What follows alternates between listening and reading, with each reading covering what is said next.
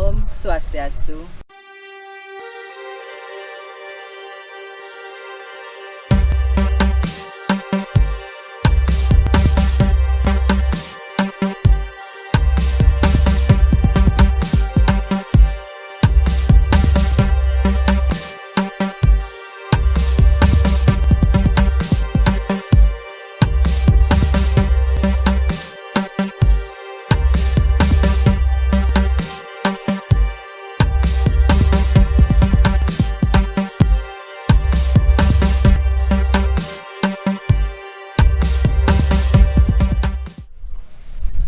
Om Swastiastu. Om Awi Gnamastu Namo Sidam. Om Siddhirastu Tat Astu Swaha. Gurura Brahma, Gurura Wisnu, Gurura Dewo Maheswaraha. Guru Saksat Param Brahman, Tatsui Sri Gurue Namaha. Om Swastiastu. Om Awi Gnamastu Namo Sidam. Om Siddhirastu Tat Astu Swaha. Puja dan puji syukur kehadirat Ida Sang Yang Widiwasa. Marilah sama-sama kita panjatkan kehadiran beliau, karena atas asungseh wara kertanugrahannya kita dapat mengisi mimbar agama Hindu dalam keadaan sehat tanpa kurang suatu apa. Bapak Ibu yang kami hormati, di sini saya akan mengambil judul Mencari Kebahagiaan. Bapak dan Ibu umat sedharma yang berbahagia. Kebahagiaan itu ada berbagai macam hal.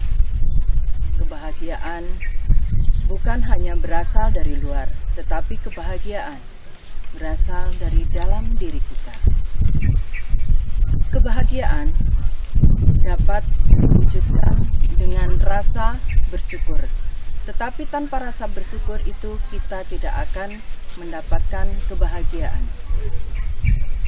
Kebahagiaan itu dapat kita dapatkan dari beberapa hal. Salah satunya kita mempunyai materi, kita mempunyai harta benda, kita mempunyai keluarga yang bijaksana, kita mempunyai teman-teman yang baik, kita mempunyai kekayaan.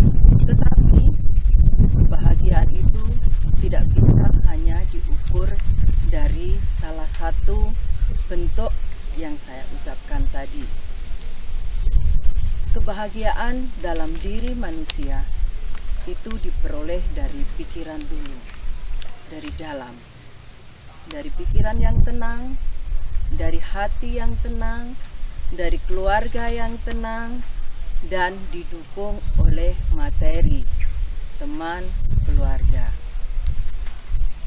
Ada beberapa hal yang tidak membuat orang berbahagia juga. Yang pertama, orang tidak akan bahagia tanpa materi. Kenapa begitu? Orang dia merasa bahagia jika dia mempunyai mobil mewah, dia mempunyai harta benda yang bisa dipamerkan. Tetapi apakah orang bisa bahagia? Belum tentu, Bapak Ibu. Kenapa? Kalau kita mengejar materi atau harta benda, itu tidak akan mendapatkan kebahagiaan lahir dan batin. Kebahagiaan lahir dan batin itu diambil dan dirasakan oleh batin kita, pikiran kita yang tenang. Jadi, materi yang banyak tidak dapat menentukan seseorang untuk mencapai kebahagiaan jika pikiran dan hatinya tidak tenang. Yang kedua, kebahagiaan itu tidak semata-mata dari pasangan kita. Contohnya, kita mempunyai suami yang ganteng, mempunyai harta yang kaya, suami yang ganteng ini ya. Suami yang ganteng itu tidak membawa kita kebahagiaan. Kenapa? belum tentu suami kita setia. Belum tentu suami kita itu hanya kita yang dicintai. Nah, dari itu pasangan sangat menentukan kebahagiaan. Kita memerlukan kebahagiaan itu dari pasangan. Kita mempunyai pasangan yang seharusnya dia lebih pengertian, lebih memberikan kedamaian di hati kita, bukan hanya dilihat dari ketampanan saja. Yang ketiga, kebahagiaan itu diambil dari pikiran kita. Kalau pikiran kita kemana-mana, misalkan kita memikirkan bagaimana caranya kita kaya, bagaimana caranya kita mempunyai rumah yang cantik, bagaimana caranya kita mempunyai mobil yang mewah. Nah, tetapi pikiran kita tidak tenang, tidak akan seseorang itu meraih kebahagiaan. Yang keempat, kebahagiaan itu diambil dari diri kita. Bapak Ibu umat sedharma, jangan pernah membanding-bandingkan. Contohnya anak kita, pasangan kita, harta kita kepada orang lain. Kenapa? Itu akan membuat kita stres. Misalkan si Polan, anaknya sudah jadi bupati. Sementara anak kita hanya menjadi polisi. Jangan dibandingkan Bapak Ibu. Yang kedua, jangan membandingkan kekayaan satu dengan kekayaan yang lain. Misalkan tetangga mempunyai mobil mewah, kita juga harus mempunyai mobil mewah. Jangan. Jadi kekayaan itu tidak boleh dibanding-bandingkan. Keluarga juga tidak boleh dibanding-bandingkan. Kenapa? Itu akan membuat pikiran kita menjadi tidak terkendali.